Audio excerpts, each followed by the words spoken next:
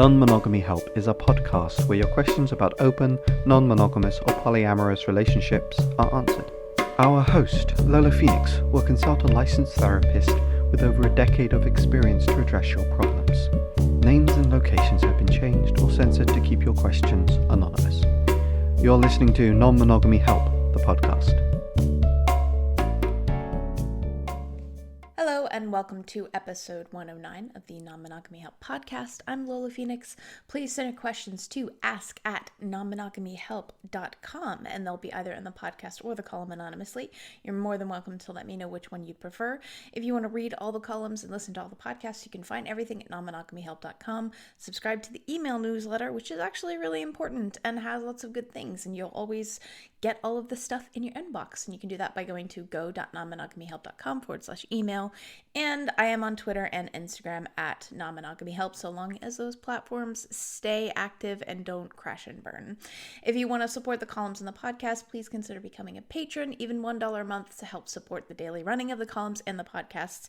And it just shows me a general vote of support. You can do that by going to patreon.com/Lola Phoenix. And if you donate $5 or more a month, your name, with your permission, will be read at the end of the podcast. I also have a tier where I do one-to-one advice in like 48 hours or less. So if you want to get advice super quickly, because me sending you back the podcast or the column does take a little bit, then you can become a higher Patreon tier. So let's get to this week's discussion question. If this is the first time you're hearing this, every week before I read the letter that I get, I put forth a discussion question that you can use with your friends, partners, or anyone else that you want to get to know a little bit more. I also answer it myself briefly to give you a little bit of context. This week's discussion question is: are you ever polysaturated, quote unquote? So if you're unfamiliar with this concept, there is a idea that basically one can only manage a certain amount of partners before you become, quote unquote, polysaturated. And some people's polysaturation level is 2 partners, some people's are 5 partners. I guess that depends on you and what you feel your max capacity is. And I guess it also depends on the relationships and what the expectations are. I feel like I probably wouldn't be that interested in having more than 2 romantic relationships at once. Like, I don't think that would be...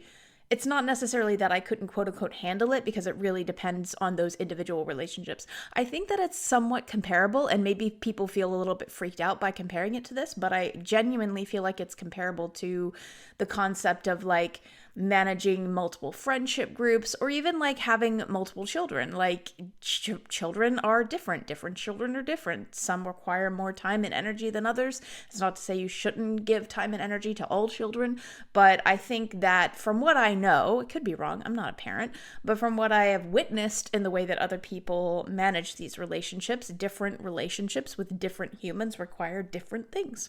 So yeah, I guess it would depend for me, but it might be an interesting topic for you to explore with people that you want to get to know. Let me repeat the discussion question again. Are you ever, quote unquote, polysaturated? Let's get to this week's letter.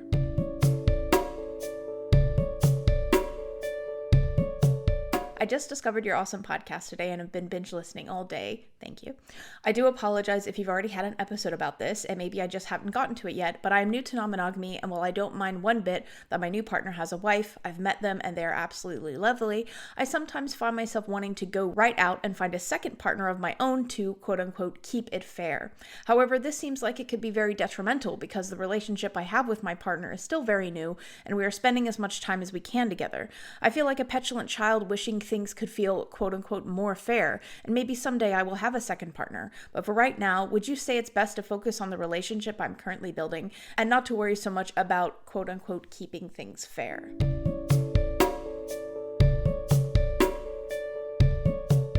Before we get to this week's answer, we have a quick advertisement from BetterHelp. Quite often, a lot in my columns and my podcasts, I encourage people to seek a polyamory-friendly therapist or a therapist who has some understanding of polyamory. And for a lot of people, that's not really easy to find locally. So if you're looking for a place where you can find therapists online, you can send messages to at any time of the day, and they do offer a little bit of financial aid. If you can look it up, you can get 10% off your first month by going to betterhelp.com/non-monogamyhelp or using the promo code non-monogamyhelp at checkout. Let's get to this week's answer.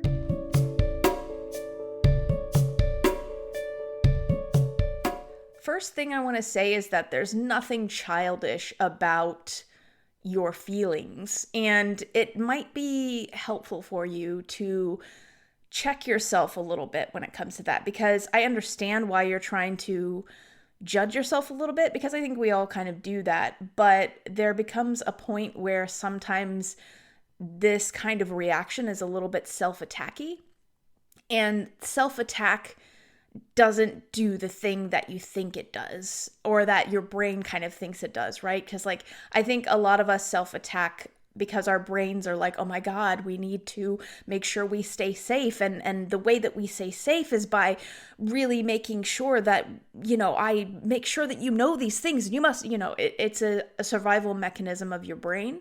And I understand why my brain does it, and probably why your brain does it, but sometimes compassion for your own feelings actually works out a little bit better.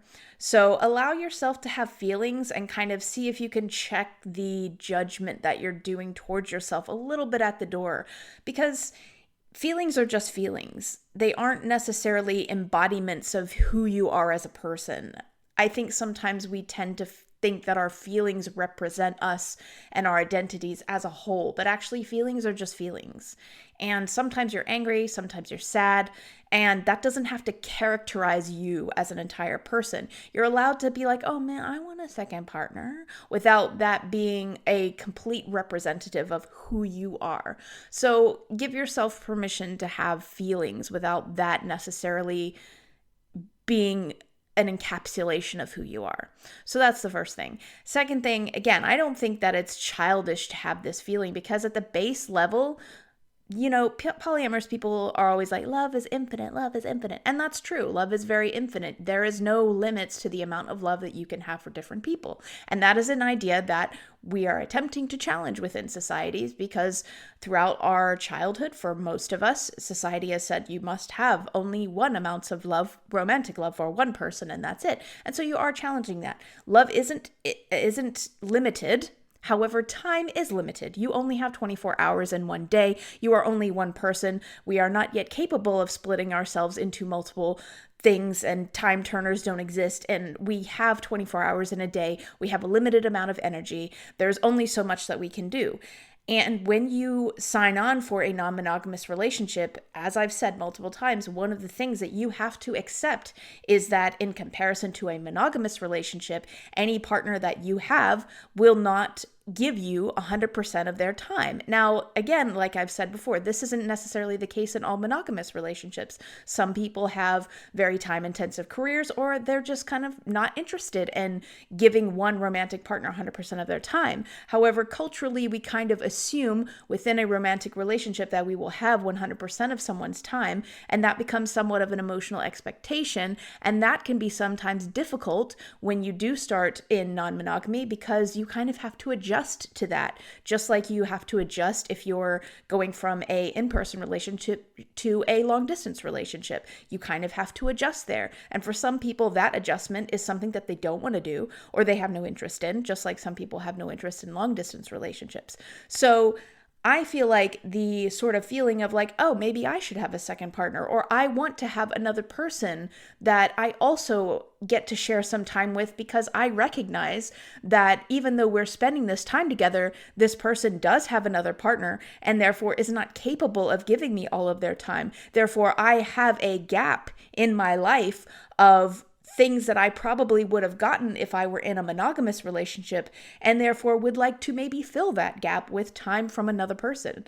There's nothing childish about that. And really analyzing what motivations we all have for finding any partner whatsoever. I mean, we're relational creatures. We naturally want to be in relation with other people, whether that's romantic, whether that's friendship.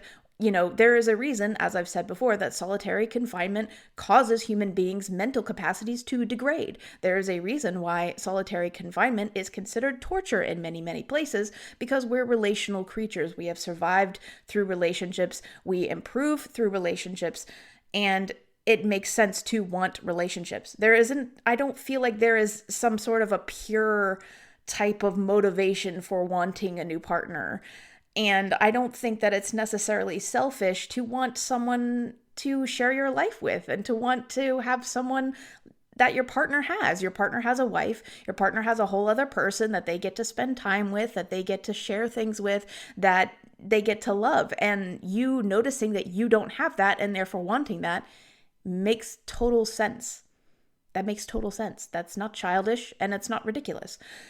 The second thing I want to kind of address here is that focusing on building a relationship with somebody and looking for another relationship are not mutually exclusive concepts. I can understand coming from a monogamous kind of lens and kind of being used to a monogamous lens that when you get a new romantic partner, quite often one thing that happens, and one thing that I don't think is good actually, that happens within many monogamous relationships and cultures, is that people go, okay, I have a boyfriend / girlfriend / whatever now, I can't have as many friends, or I have to shift all of my focus from my friendships and other relationships in my life to this new romantic relationship. And I'm sure that many of us have had the experience where someone gets a partner and then they drop off the face of the earth and they stop coming to friend things, or they stop, and that's actually quite bad. I don't think that that's good actually. And I think sometimes people think that that's culturally like what they should do. And part of it is like new relationship energy, what we call in non-monogamous communities, is where, someone's new and shiny and it's exciting and you kind of want to all spend all your time together and that's fine.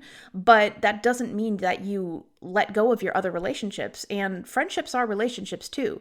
Technically, everyone has multiple relationships because your friendships are important. And actually, this kind of cultural thing that we've developed in some places, and for some people, they have more strong of a pull on this than others, but this sort of concept of romantic relationships are at the top of the hierarchy and all other relationships are pale in comparison and should not be the focus and should not be as important. I think that that's total bullshit, actually.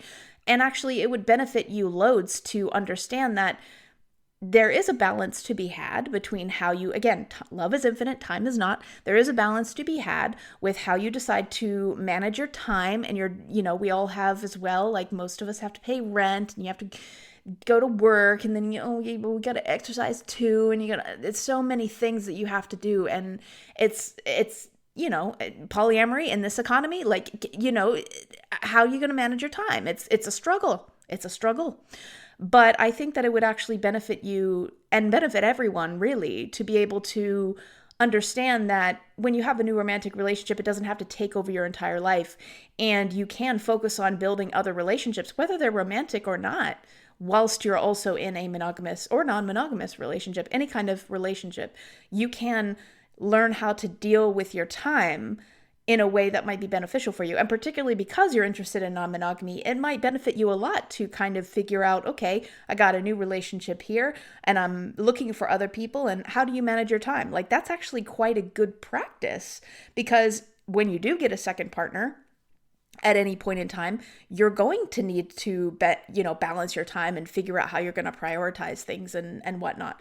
So it's not a bad thing at all. And I don't think that focusing on building a relationship with one person and looking for other relationships or developing other relationships is a mutually exclusive concept. It might be that you need to think about how you deal with your time. And maybe that is something that you're going to have to learn and figure out within non-monogamy. And if you haven't had the conversation with your new partner yet about time and physical stuff, and okay, are we going to be, is Tuesday and Thursday nights my nights, and like things like that are actually quite important to discuss and go through when starting a relationship. So, I don't think that it's a bad or a mutually exclusive thing. I think actually it would be hugely beneficial. So, to sum up, firstly, I don't think your feelings are childish at all. I think they make a lot of sense. They're very normal and very understandable. Love is infinite, time is not. So yes, you are going to naturally feel the void that you have a relationship with somebody who is already in another relationship with somebody and therefore cannot spend 100% of their time with you. You come from a monogamous culture, I assume, and therefore have an emotional expectation that you may have 100% or at least a good deal of someone else's time. You are not getting that right now. So therefore you understandably feel a little bit of a void there and are interested in filling that void with other relationships. And there is nothing that is untoward about that.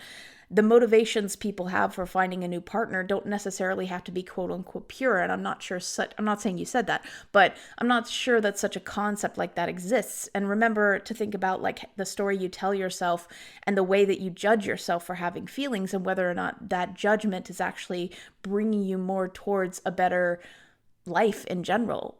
Like, can you just allow yourself to have feelings without assuming those feelings have to represent you as a whole?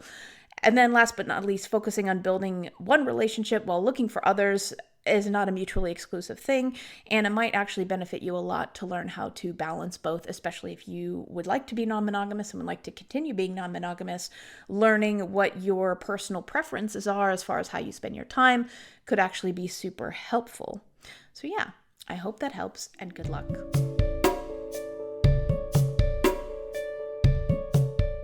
Thank you for listening to episode 109 of the Non-Monogamy Help podcast. If you want to be awesome, you can donate to my Patreon. Donating $5 or more a month, I can say this part, means that your name with your permission will be read at the end of the podcast. This week's current patrons are Laura Boylan, Chris Albury Jones, Juke, Nikki Jones, James Wartell, Leo Yaki, Tyler Tigno, and Justin Com. If you can't donate, because I absolutely understand in this economy, that's absolutely fine. Just if you can, take 5 minutes, log into iTunes, find the podcast, rate and review it. That'd be super helpful. Helps me get the podcast out there to new people when it's highly rated, because that helps with algorithms and other things that I don't know enough about to explain.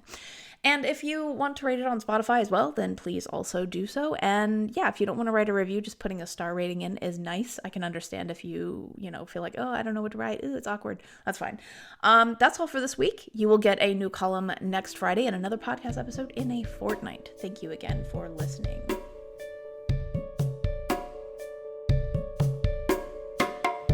You've been listening to Non-Monogamy Help. The podcast music was done by Chris Albury Jones at albury-jones.com.